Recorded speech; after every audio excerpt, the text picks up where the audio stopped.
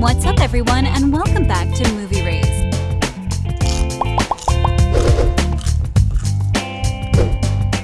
All your favorite characters will return for the sequel of Downton Abbey that will be released in 2022. So while we wait for those legendary damn Maggie one-liners, we decided to go through some secrets about the cast of the film. Brendan Coyle some really messed up history with his role in the show. Keep watching to find out about his casting process and a lot of other dark secrets you've never heard of.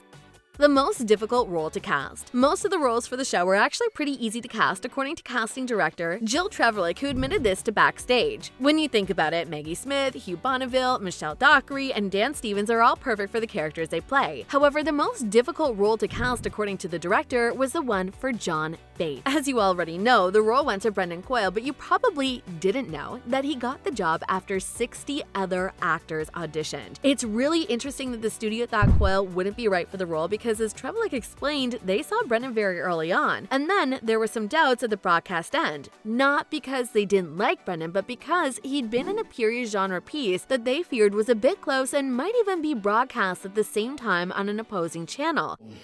I knocked, but no one came. So you pushed in? I'm John Bates, the new valet. They, however, gave Coyle a chance, and we're really glad they did. What do you guys think? Is there anyone else that would have been a better fit for the role? Let us know. Michelle Dockery's singing career. Besides her amazing acting skills, Michelle Dockery is also a qualified singer. Did you guys know that she has sung with Sadie and the Hotheads? If you're not familiar, this is a band created by Elizabeth McGovern. Now I am married, Lord. Michelle has also performed at the Ronnie Scott's Jazz Club for its 50th anniversary.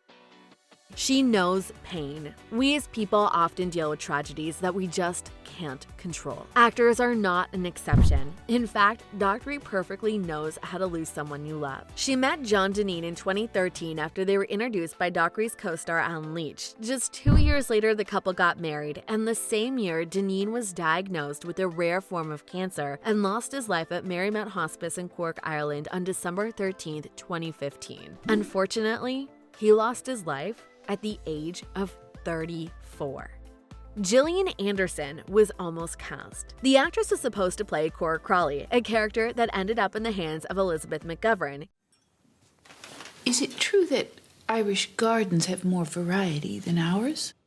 Yet another interesting fact is that Laura Carmichael was working in a doctor's office before she got the part of Edith on the show. What's unbelievable is that she almost turned down the part.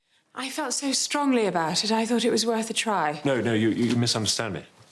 The reason she almost turned down the role in Downton Abbey was that she had another acting offer, which was the role of Viola in a touring production of Shakespeare's Twelfth Night. She first thought that the role of Downton Abbey would be a minor role, a half day's filming, one line maybe. She thankfully chose to perform in Downton. Now, there was a time when Elizabeth McGovern and Hugh Bonneville were married, and this was way before we knew about Downton. Seriously though, the actors played spouses on a BBC sitcom called Freezing. While we're spilling interesting facts, did you guys know that there was only one bedroom set in Downton? Cora, Mary, and Edith all had the same bedrooms, but the rooms were always adjusted according to the character. By the end of the season, it was quite thick with paint and wallpaper, Donald Woods, production designer, told in an interview with PBS. If you're very smart, you'll look out the window and it's always the same view.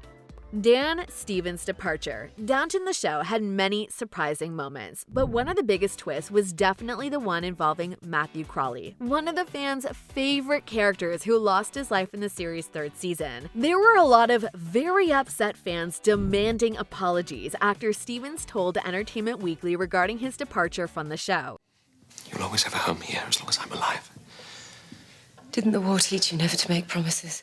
He said that doing a long-running TV thing was amazing on all sorts of levels, but at that moment it was about seeing how he could keep himself challenged and entertained. The director of the show also stated that they had nothing to do with Stevens' departure because everything was the actor's decision. While fans were all grieving with Matthew's departure, the show lived its most successful seasons. The season 4 premiere smashed rating records, pulling 10.2 million viewers, making it the highest-rated drama premiere in PBS history. Maggie Smith's battle. Maggie Smith is one of the big features of Downton Abbey. That's a fact, and the best news is that we will see her character again in the sequel. Despite her character saying she's about to lose her life at the end of the first film, the actress will come back to reprise her role again. You certainly remember this, but Smith also played Professor Minerva McGonagall in Harry Potter films. I've always wanted to use that spell.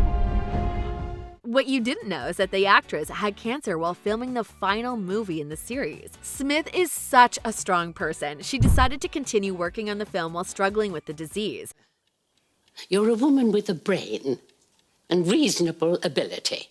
The actress spoke about this in an interview with Britain's The Times while discussing her return to the theater. She said she's open to working on films, but she, however, doesn't feel ready to perform in theater. Despite struggling so much with the disease, Maggie Smith has plenty of awards under her belt. And what you probably didn't know is that she also has an amazing collection of diplomas. She attended Oxford High School until the age of 16, and after that she studied acting at the Oxford Playhouse. She never managed to get a higher degree as she never graduated from a college or university because she fell in love and focused on theater work. In 1971, she was given an honorary Doctor of Letters by the University of St. Andrews. She received an honorary D.Litt from the University of Bath in 1986. Her third D.Litt came from the University of Cambridge in 1994. And in 2017, she was awarded an honorary fellowship of Mansfield College, Oxford. Before we continue, make sure you smack that like button if you haven't done it already.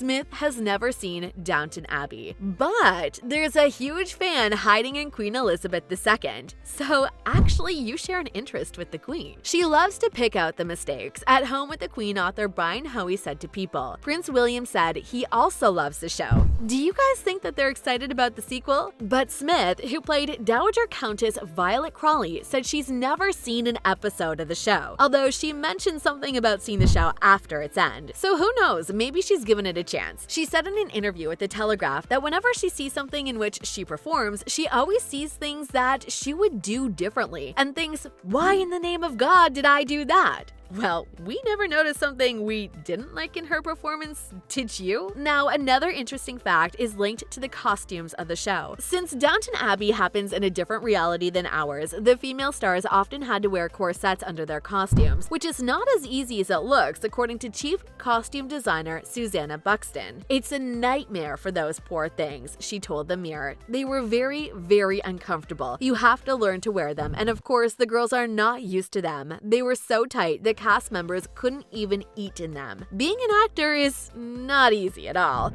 Which one of these things fascinated you the most? Let us know down in the comment section below. If you enjoyed our video, make sure you subscribe to our channel so you'll never miss any of our videos in the future. As always, thanks for watching.